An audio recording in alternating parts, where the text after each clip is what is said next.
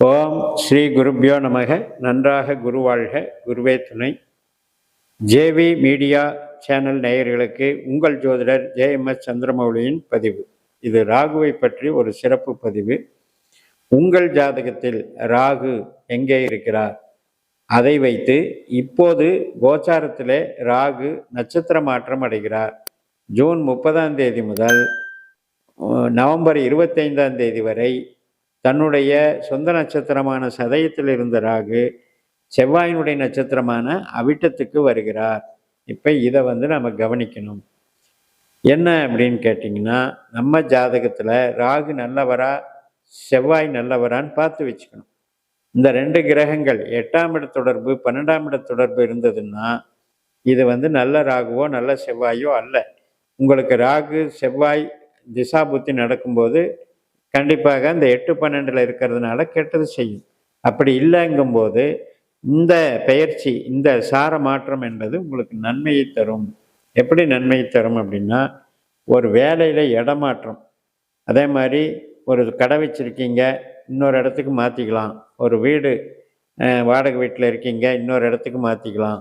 ஒரு ஊரே கூட ஷிஃப்ட் ஆகி போகலாம். இது மாதிரி மாற்றங்களுக்கு வழிவகுக்கும். அது நல்ல மாற்றமாகத்தான் இருக்கும். இப்போ நீங்கள் ஒரு ஐடியில் வேலை பார்க்குறீங்க, அடுத்த ப்ராஜெக்ட் வருது, அது ஒரு சேஞ்ச் தான். வேறு கம்பெனிக்கு போகிறீங்க, அது மாதிரி மாற்றங்கள். ஸோ இது மாதிரி மாற்றத்தை தரக்கூடிய வகையில் வேலை செய்ய போகிறார். வெளிநாடு வேலை வாய்ப்பும் சாதகமாக இருக்கும், ரொம்ப உங்களுக்கு சப்போர்ட் பண்ணும். திருமணம் தடை இருப்பவர்களுக்கு திருமணம் சாதகமாக அமையக்கூடிய அமைப்பு. ஏன்னா தனுசு லக்னத்துக்கு பொறுத்த வரைக்கும் அந்த 3ஆம் இடம் 7ஆம் இடம் 11ஆம் இடம் தான் திருமண ஸ்தானம். அந்த ஸ்தானத்திலே செவ்வாயினுடைய நட்சத்திரம் தான் பலமாக இருக்குது. அதனால் கண்டிப்பாக திருமண தடை நீங்கும். சுபகாரியங்கள், புத்திரபாக்கியம், இதுக்கெல்லாம் நல்லா இருக்கும். எதுக்கு இப்போ மைனஸாக இருக்கும் அப்படின்னா, வீடு கட்டுறது, இடம் வாங்கிறது, வாகனம் வாங்கிறது, இதெல்லாம் கொஞ்சம் இந்த தள்ளி வச்சுக்கலாம். இது இப்போ சரியில்லை. பட் ரியல் எஸ்டேட்டில் இருக்கவங்களுக்கு விற்பனை ஆகுவதற்கு நல்ல டைம். இது டிஸ்போஸ் ஆகும், அதுக்கு நல்ல டைம். அதனால் பொதுவாகவே இந்த ராகு மாற்றத்தை தருகிறார். அதன் மூலம் உங்களுக்கு ஏற்றத்தை தருகிறார், அதில் சந்தேகம் இல்லை.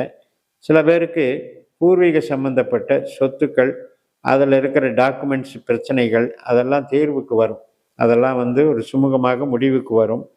அதே மாதிரி குழந்தை பிறப்பு சார்ந்த விஷயங்கள், குழந்தைகளுக்கான டெவலப்மெண்ட்டு, இதுக்கெல்லாம் நல்லாயிருக்கும். சில பேர் மீடியாவில் இருக்கிறவங்க, நடிப்புத்துறையில் இருக்கிறவங்க, ஸ்போர்ட்ஸ் லைனில் இருக்கிறவங்க, மற்றும் அனைத்து விதமான ஸ்மார்ட் ஒர்க் பண்ணுறவங்க, கம்ப்யூட்ரு, ஐடி லைனு, இன்ஃபர்மேஷன், இது எல்லாத்துக்குமே, அதாவது இப்போ ஆராய்ச்சி படிப்பு படிப்பாங்க சில பேர், சயின்டிஸ்டாக, இது மாதிரி எல்லா நுண்ணறிவு சார்ந்த விஷயங்களுக்கும் இந்த ராகு அற்புதமாக தீனி போடுவார்.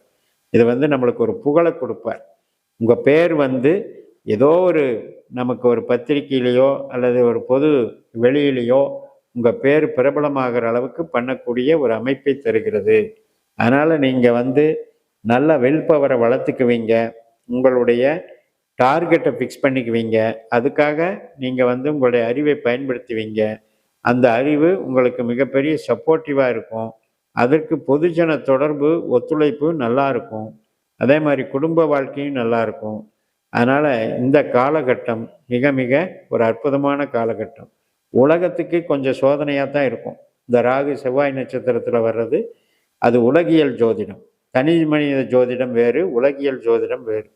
அதனால் உங்களுக்கு செவ்வாய் ராகு காம்பினேஷன் நன்மையை செய்யும். ஒருவேளை 8ஆம் இடமான கடகராசியிலையோ 12ஆம் இடமான விருச்சிக ராசியிலையோ ராகு இருந்தால் மட்டும் உங்களுக்கு நெகட்டிவாக இருக்கும், அதை பார்த்துக்கோங்க.